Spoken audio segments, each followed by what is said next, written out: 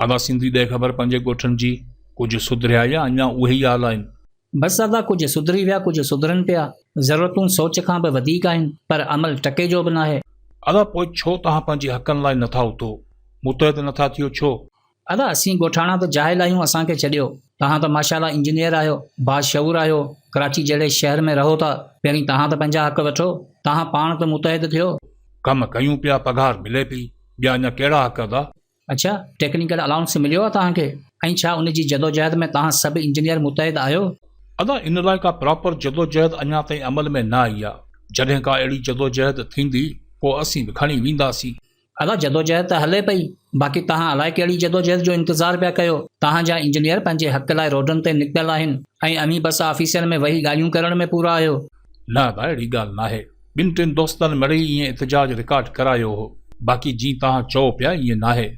अदा लिकायो न, हिकु हिकु डिपार्टमेंट जे हिकु हिकु नाले जी ख़बर आहे जेकी इन एहतजाज में शामिल आहिनि। सेज president Salimullah Shaikh, Pakistan engineering council chairman Javed Saleem Qureshi, PEC member Saleh Rind, work and service department Kamran Khaibar, Ghulam Mohammad Qureshi, Shafiq Arisar, Sanjay Raja, Irfan Dahar, Asadullah Bullo, Rafiq Soomro, Asadullah Makhdoom, Arif राजपड़, Waheed Jamali, Asghar टगड़, Aftab Siddiqui, ताहा शेख, गुलाम रसूल शेख, कमाल मिर्जा, अली गुलाम जुनेजो, अजहर लगारी, Ghulam Rasool Abbasi, Shahbaz Shah, Sindh building control authority, Jameel Chandio, Zulfiqar Rahu, Imdad Unnar, Abdul Sami Shaikh, Masroor Nabi Memon, Sikandar Rind, agriculture department Ibrar Haider, Zeeshan Shaikh, Isa Dahani, Ismail Shaikh, Ayaz Khoso, Shaik Lakhir, Shiraz Jafri, Aslam Sario, education department Shafiq Channar, Sajjad Abro, local government Shoaib Rahim लाशरी,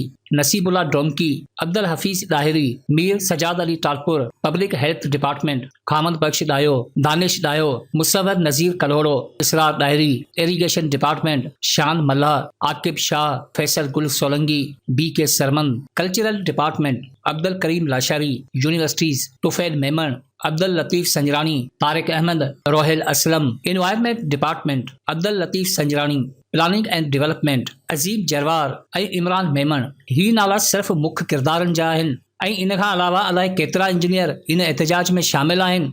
अञा बि तव्हांखे लॻे थो त मिड़ई ॿिनि टिनि दोस्तनि एहतजाज रिकॉर्ड करायो हो त पोइ ही क्लिप ॾिसो।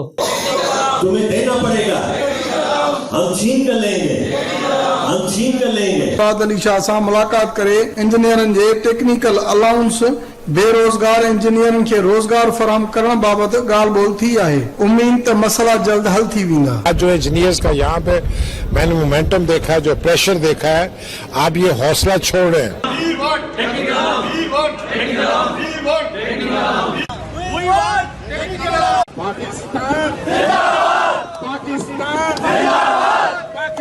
चयो आहे त मुख़्तलिफ़ सरकारी खातनि में इंजीनियर्स के टेक्निकल अलाउंस नथो ॾिनो। नॉन इंजीनियर्स को नहीं बैठने देंगे और ना वो बैठ सकते।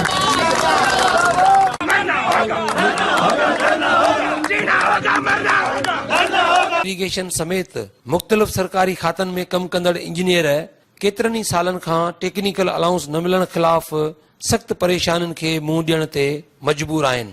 हाणे असां सभिनी इहो ई डिसाइड कयो आहे त असां वरी एकड़ो बेगा प्रोटेस्ट कंदासीं। देखा कि ये हमारा राइट बनता है क्योंकि दूसरे प्रोविंसेस में ये इम्प्लीमेंटेशन की तरफ जा चुका। और जैसे कहा ना, एक पहले माँ बाप का होता था, दुआ होती थी बच्चे के लिए कि जी वो इंजीनियर बने या डॉक्टर बने। मेरे माँ बाप ने इस दुआ की, मैं भी एक इंजीनियर हूँ।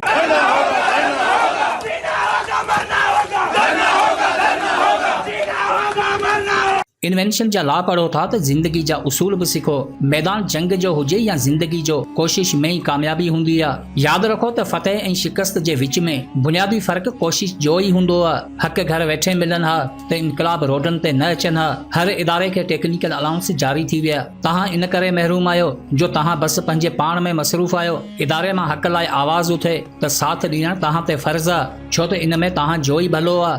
यह बंदा बिल्कुल सही कह रहा है। हमें अपने इंजीनियर भाइयों का साथ देना चाहिए क्योंकि ये मसला हम सबका है। इंशाल्लाह असी सब इन एहतजाज में शरीक थींदासी, छो त ही एहतजाज असांजे हक लाइ आहे। हा बिल्कुल असी सब शरीक थींदासी। अदा उन्हनि जो साथ ॾियो जेकी तव्हांजे हक़ लाइ जाखोड़े रहिया आहिनि। 12 मार्च ख़मीस जे ॾींहुं मंझंदि जो 2 वॻे कराची प्रेस क्लब अॻियां धरणो आहे। शमूलियत करे पंहिंजा हक़ वठो।